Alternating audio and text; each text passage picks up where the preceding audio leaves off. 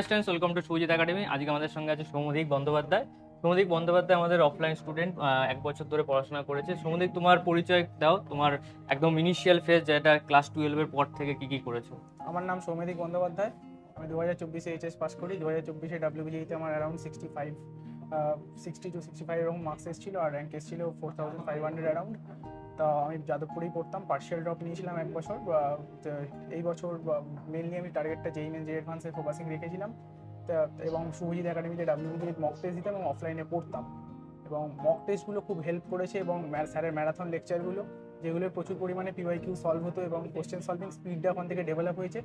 এবং অ্যারাউন্ড আমি double marks এবছরে মার্কস কত স্কোর করেছি, 115.16। এবছর 115.16, ফিজিক্স কেমিস্ট্রি 57 আর ম্যাথে 58। তো পুরো অ্যারাউন্ড লেকচার থেকে শুরু করে অনেক লেকচারের কোশ্চেনও কমন আছে তোমার, ওটা নিয়ে কত এবছর যে 2 মার্কসের কোশ্চেনগুলো ডাব্লিউবিজি থাকে, সেখানে লেকচার থেকে প্রায় অনেক কোশ্চেনই কমন আছে। প্রত্যেকদিন ক্লাস বলো বা টেস্টের পর একটা জিনিসই বলতো কি করে 2 মার্কস হ্যান্ডেল করা যায়। তো ওটা আমাদের বললো বা নেক্সট ইয়ার স্টুডেন্টদের বলে যে 2 মার্কসটা কতটা ইম্পর্টেন্ট। মেইন ইম্পর্টেন্স হচ্ছে টাইম ম্যানেজমেন্ট আর 2 মার্কস কোশ্চেনের। 2 মার্কস কোশ্চেন যে যত ভালো করতে পারবে তার র্যাঙ্ক তত ইমপ্রুভ হবে ডাব্লিউবিজিতে। মানে আমার মেইন টার্গেট থাকতো 2 মার্কস কোশ্চেনগুলো তাড়াতাড়ি করে 1 মার্কসে যাওয়া, মানে 2 মার্কসের ডবল গেইন হয় ডাব্লিউবিজি। ডবল গেইন হয়। তো 2 মার্কসের মোটামুটি পেপার পে কোনটা স্টার্ট হতো? 2 মার্কস ফিজিক্স কেমিস্ট্রি, যাই হোক। হ্যাঁ, ফিজিক্স কেমিস্ট্রি হলো 2 মার্কস আর ম্যাথস হলো 2 মার্কস। আর ওকে ওইভাবে ট্রেন করা হয়েছিল প্রত্যেকটা মক টেস্ট। জেই অ্যাডভান্সের যত পুরনো কোশ্চেন আছে সব জেই অ্যাডভান্সের, যেটা আপনি বলতেন জেই অ্যাডভান্সের সব পুরনো কোশ্চেনগুলো সলভ করলে, পিওয়াইকিউ গুলো সলভ করলে ওই 2 মার্কসের কোশ্চেন ওখান থেকে কমন এসেছিল। কিছু কিছু কোশ্চেন কমন। আর মক টেস্ট থেকে কতটা কমন? মক টেস্ট থেকে আমি মক টেস্টে টোটাল মক টেস্ট কতগুলো হয়েছে? 24টা। একটা মিস করেছো? একটা কি দুটো মিস করেছি আমি। আমাদের ওই মক টেস্টের যে স্পিডটা এখানে ডেভেলপ করেছিলাম ওটা পুরো কাজে লেগে যায়। এবং আমি জেই মেনে 98.16 এর পার্সেন্টাইল বা এর থেকে এরকম স্কোর করেছিলাম ওখানে। এবার জেই মেন্সে দিয়ে আমি টপ এনআইটি লোয়ার ব্রাঞ্চ মানে সিভিল এরকম পাচ্ছিলাম, প্রোডাকশন। আর এই শিবপুরে আমি যেমন এখন শিবপুরে কিসে আছি? এখন শিবপুরে আমি আছি এরোস্পেস ব্রাঞ্চে। এবার ওই এরোস্পেস আর এই মনে হয় যাদবপুরে আশা করি ইনস্ট্রুমেন্ট বা ইলেকট্রনিক্স হয়ে যাবে। তো এবছরের যে মার্কসের একটা ইনফ্লেশন হয়েছে সেটা নিয়ে কি আইডিয়া? এবছর মানে আমার অ্যারাউন্ড যা মার্কস ছিল আগের বছরের ওরিয়েন্টেড হলে অ্যাপ্রক্সিমেট আমার র্যাঙ্ক ওই 350 থেকে 400 মতো আসতো, কিন্তু এবার সেটা ইনফ্লেট করে গেছে অনেকটা। ঠিক আছে, দেখা যাক। মানে রেজাল্টটা অনেকটা দেরি হয়েছে এবং মার্কসটা ইনফ্লেট, মানে নেক্সট ইয়ার স্টুডেন্টরা অ্যাপ্রক্সিমেটলি 150 মার্কস ওদের কি বলতে চাইছো নেক্সট ইয়ার আমাদের অফলাইন রেসিডেন্সিয়াল স্টুডেন্ট প্লাস যারা আছে অনলাইন, মানে অ্যাপ্রক্সিমেটলি যারা 150 মার্কস যারা টার্গেট করে, মানে 150 মার্কস টার্গেট করতে গেলে জেই মেন জে অ্যাডভান্স সিলেবাসটাকে খুব ভালো করে অ্যাডভান্সের সব পিওইকিউ গুলো সব করতে হবে।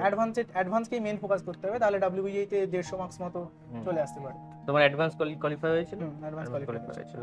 আর কি তোমার কোথায় তুমি সিলেক্ট হয়েছো? আমি বিট সাইট দিয়েছিলাম। বিট সাইটে আমার স্কোর মানে অ্যারাউন্ড 200 অ্যারাউন্ড আছে, এবং এবছর বিট সাইটে আমি বিটসের যেগুলো লোয়ার ব্রাঞ্চ আছে সেই লোয়ার ব্রাঞ্চে আমি সিলেক্ট হই।